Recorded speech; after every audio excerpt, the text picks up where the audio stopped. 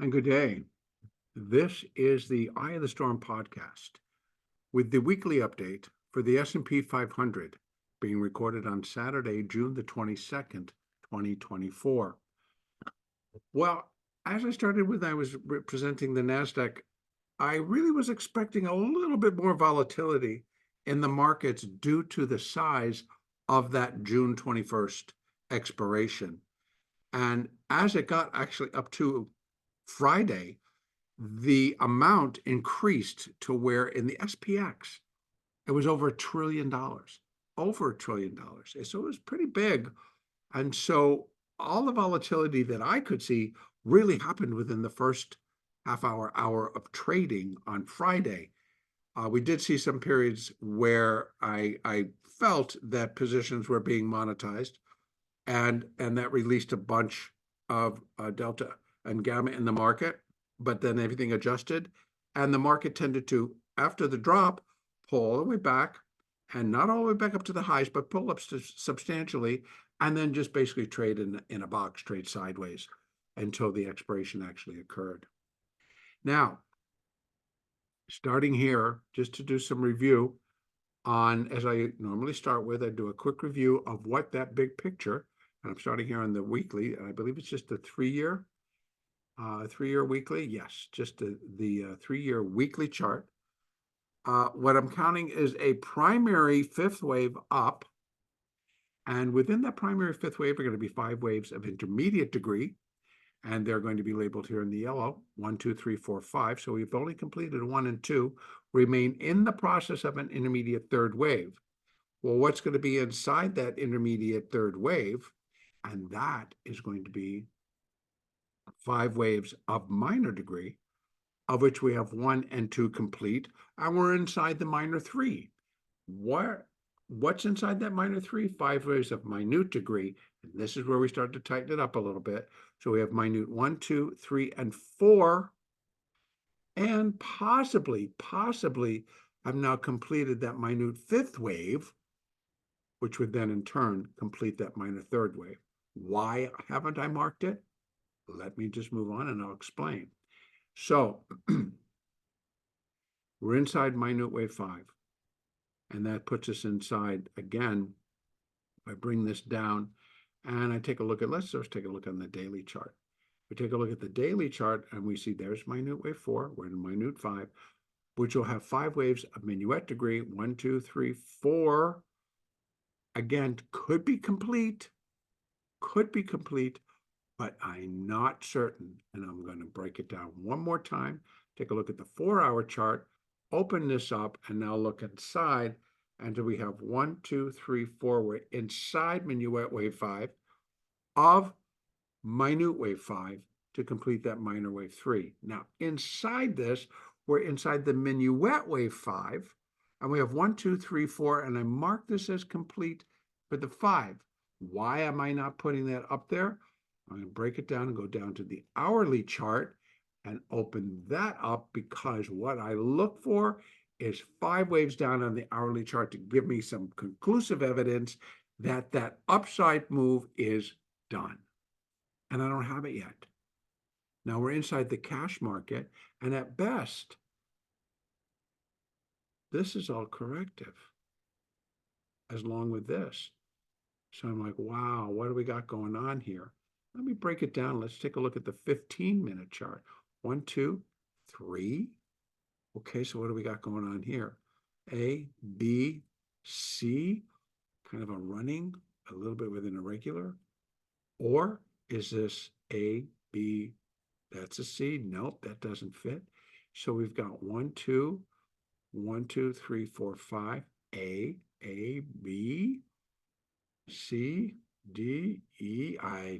Again, trying to put my combinations together, what it could be. This does appear to be a very quick little 5 down. This could be 3 up. So what could it be?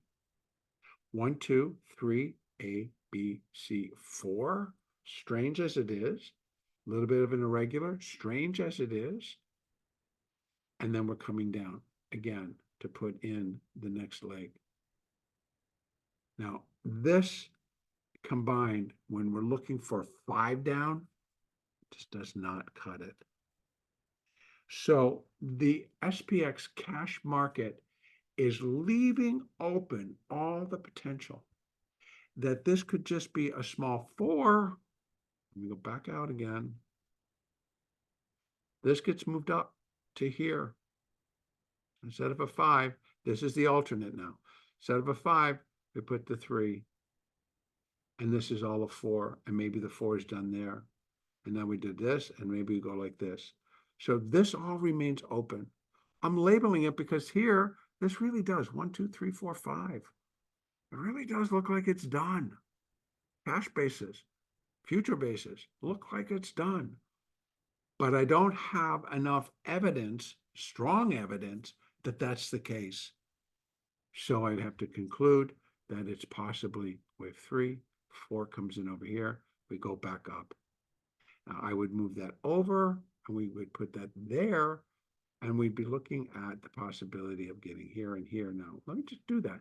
Let's just say, for example, let's just suppose that the 3's up there where the 5 is, and then this 4 maybe comes in here.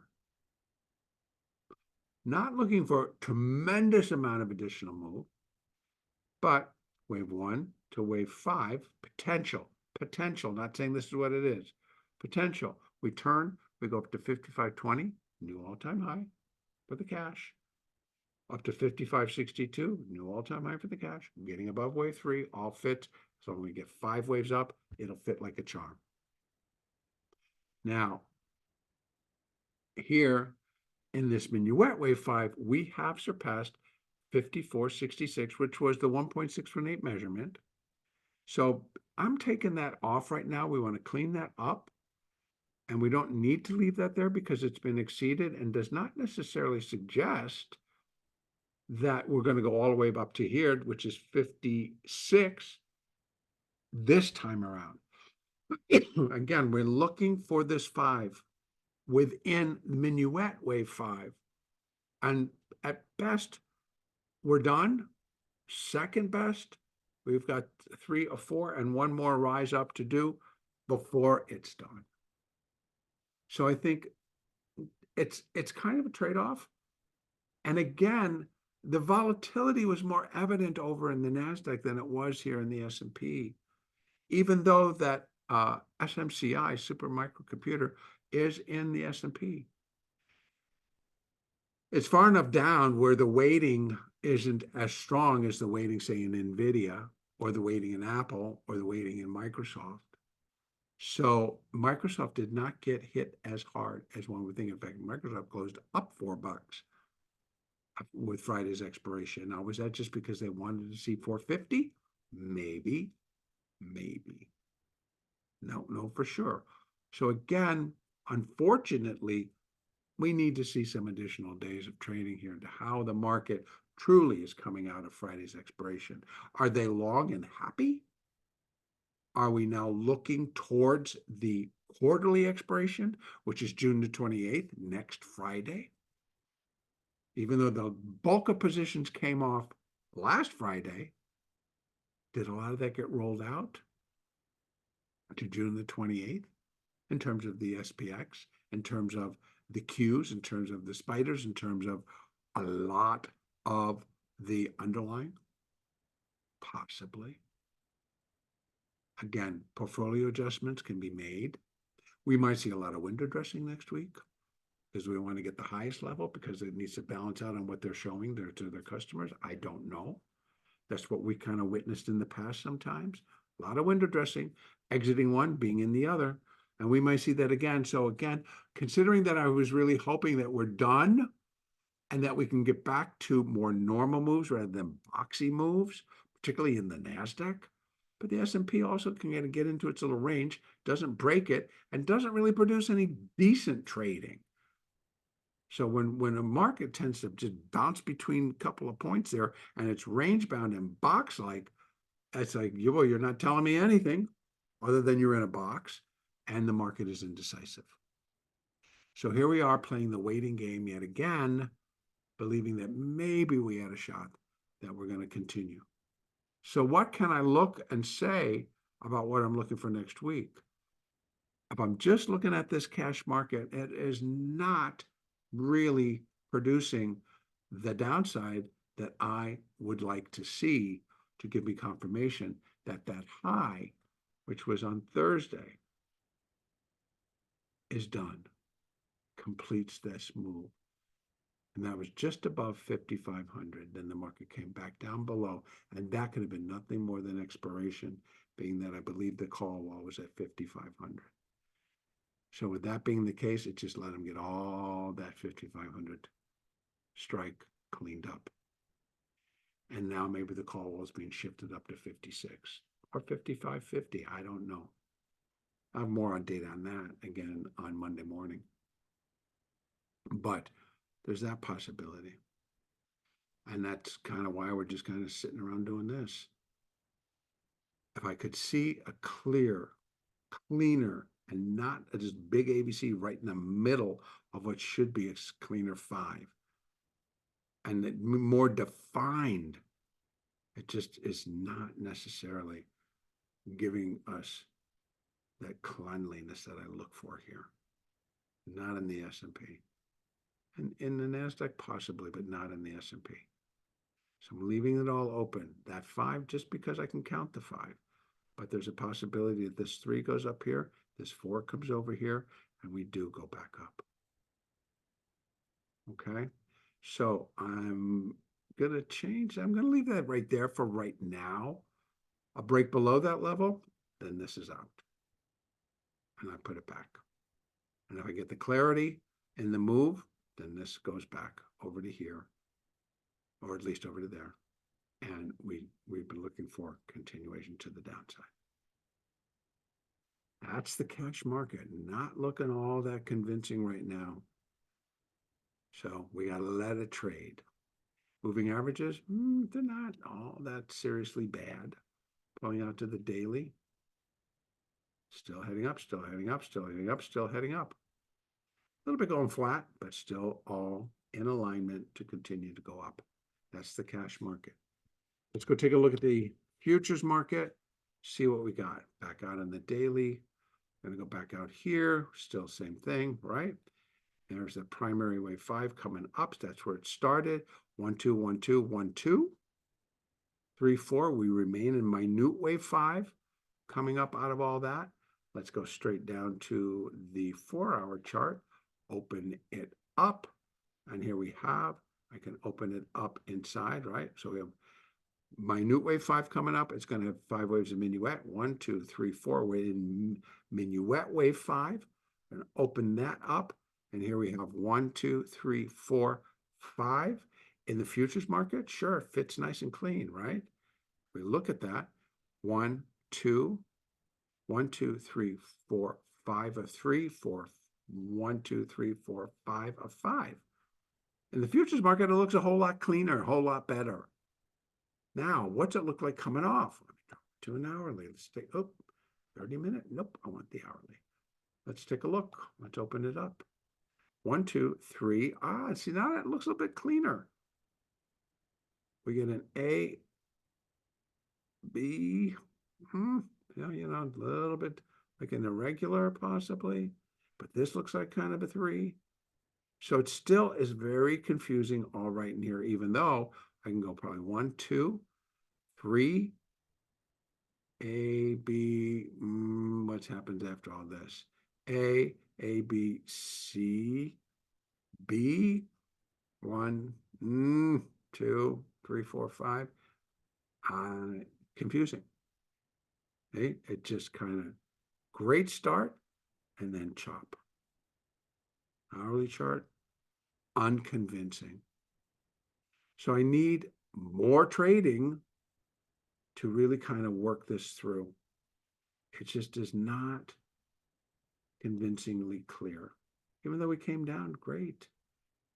All right. And that would just be wave 3. So what's the alternate here? Same it was in the other.